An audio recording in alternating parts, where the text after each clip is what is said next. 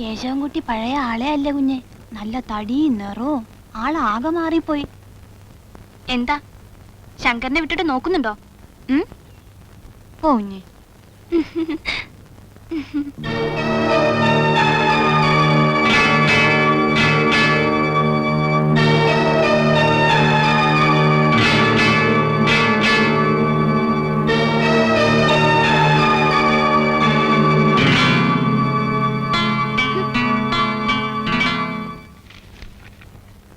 Telegram ഉണ്ട്.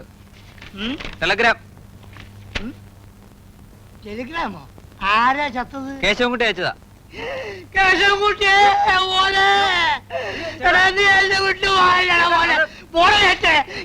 കേശവൻകുട്ടി എന്റെ പോലെ, അതിന്റെ പോലല്ല.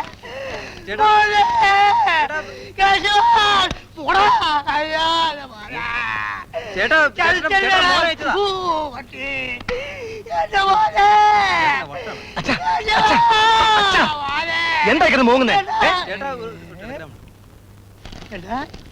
മോനെ അയ്യോ അച്ഛാ, ഇത് ഞാൻ വരുന്ന വിവരത്തിന് 4 ദിവസം മുമ്പ് ഞാൻ തന്നെ അടിച്ച ടെലഗ്രാമാ. എടാ മണ്ടൂസേ, ചത്താലടാ കമ്പി അടിക്ക അല്ലേ?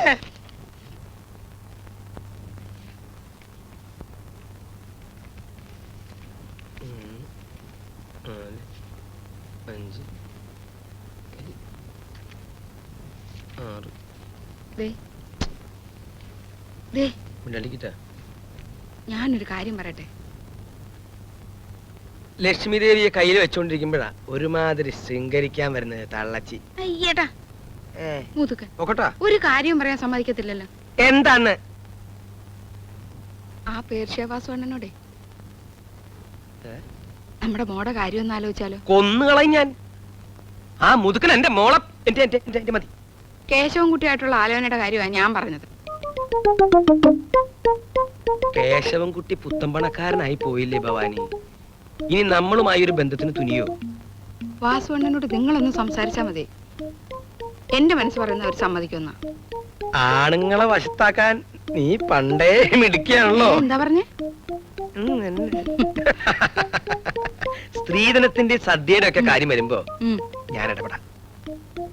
കണ്ണുവട്ടത്ത് കെട്ടിച്ചുവിടുമ്പോ എന്നും കാണുകയും ചെയ്യാമല്ലോ.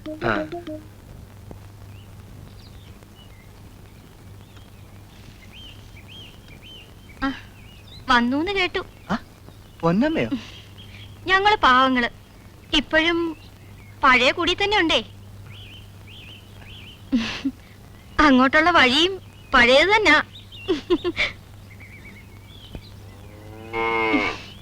വാസുവണ്ണൻ കടയിലിരിക്കുക. ഇന്ന് രാവിലെ ഞാൻ നിന്റെ കാര്യം ഓർത്തതേ ഉള്ളൂ. ഓ, ഇന്ന് രാത്രിയില് മറ്റാരെ ആ വഴിക്ക് നടത്തണ്ട കേട്ടല്ലോ. അപ്പൊ ഞാൻ പോട്ടോ.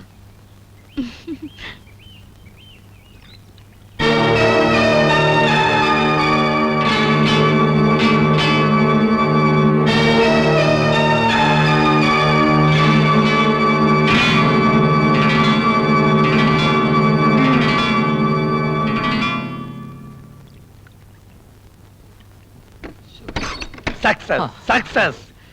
ഇനി പേടിക്കാനൊന്നുമില്ല. 2 ദിവസം കൂടി കഴിഞ്ഞിരുന്നെങ്കിൽ പ്രശ്നമാകുമായിരുന്നു. സംഭവം കൊടലിലായി. എന്റെ 30 വർഷത്തെ സർവീസിനിടയ്ക്ക് ഇത് ആദ്യത്തെ സംഭവ. വളരെ നന്ദിയുണ്ട് വൈദ്യരെ. ഡോക്ടറെ. അപ്പുവാ അല്ല, ഇതൊരു 50 കുറവുണ്ടല്ലോ.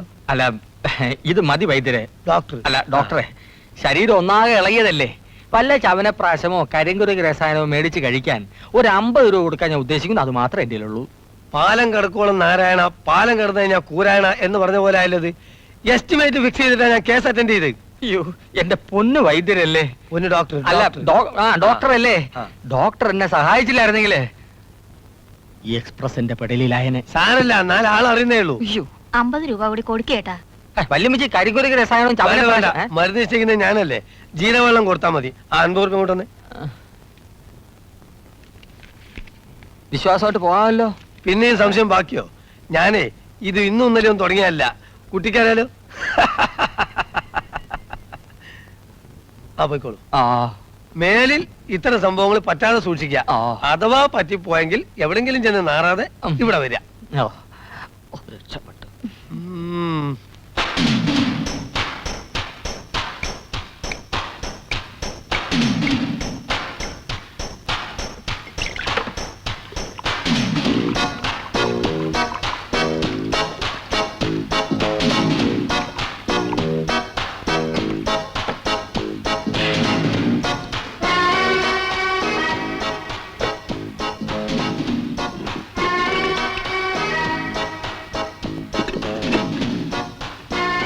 ചാർമിനാർ സിഗരറ്റ് തന്നു.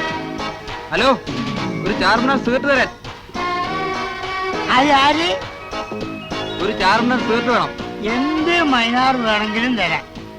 കട തുറന്നിട്ടേ കൈനീട്ടം വിട്ടില്ല, അതുകൊണ്ട് ആദ്യം കാശില്ല. ഭഗവാനെ ഭഗവതി, ഗണപതി ഭഗവാനെ. ഒന്നെടുക്ക്. കണ്ണ് തെറ്റിയ ഇന്ത്യയിൽ കിട്ടുന്ന ഈ ചാർമിനാർ നല്ല ഒറിജിനൽ ഡ്യൂപ്ലിക്കേറ്റ് ആണ്. എന്റെ മകൻ ബോംബെയിലെ കുത്തബ് മൈനാറിൽ നിന്നും പേർഷ്യൻ ചാർമിനാർ കൊണ്ടുവന്നുണ്ട്. അതായത് ഈ അറേബ്യൻ ചാർമിനാർ. കണ്ട, ഇതിന്റെ കളർ എന്ന് കണ്ടാ പോരെ, നല്ല സ്വർണ്ണ കളർ. മഞ്ഞ കളറല്ലേ? അത് എന്റെ മോന് മഞ്ഞപ്പിത്തുള്ളത് കൊണ്ടാ കാണുന്നതൊക്കെ മഞ്ഞ. അപ്പൊ പഞ്ചസാരയുടെ അസുഖം ഉണ്ടല്ലേ? എന്റെ മകൻ കേശവൻകുട്ടിയുടെ മണി ഓർഡർ വാങ്ങാൻ തുടങ്ങിയ അന്നാണ് ഈ കിങ് ഡിസീസിന്റെ ആരംഭം. മൂത്രം പരിശോധിച്ച് നോക്കിയോ? അതൊക്കെ പണ്ട് മൂത്രം പരിശോധിക്കലും മലം പരിശോധിക്കലും ഒക്കെ. ഇപ്പം ബാങ്കിൽ എത്ര ഡിപ്പോസിറ്റ് ഉണ്ട് അതിന്റെ കണക്കനുസരിച്ച ഡയബറ്റീസിന്റെ അളവ് കണക്കാക്കുന്നത്. ഞാൻ പോവാ. അപ്പൊ നമ്മൾ എവിടെയാ പറഞ്ഞു നിർത്തിയത്?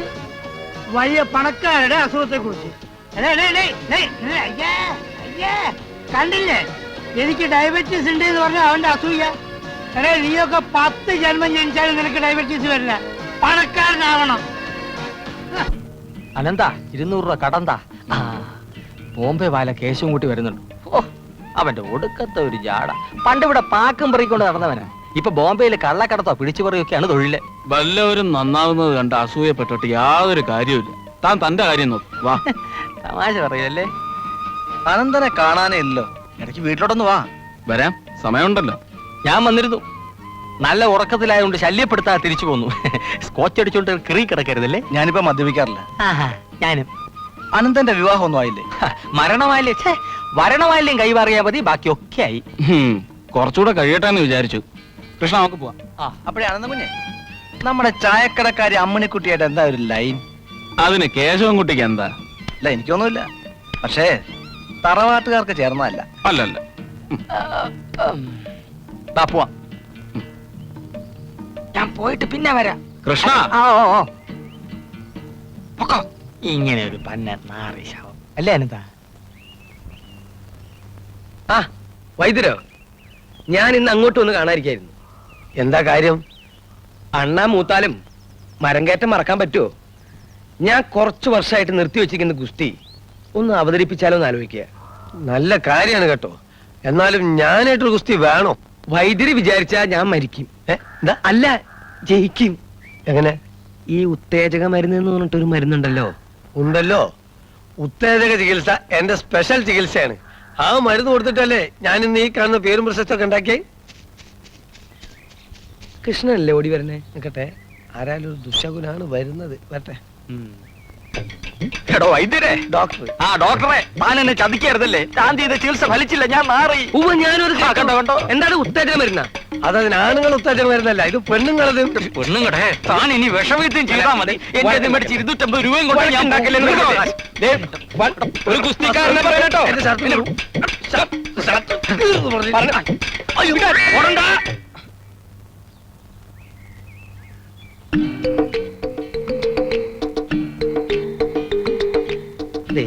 സംഗതി ഒത്തുന്ന തോന്നുന്നേ. കിടന്ന് ബഹളം വെക്കാൻ. നീ ബഹളം വെക്കാണ്ടിരിക്കും.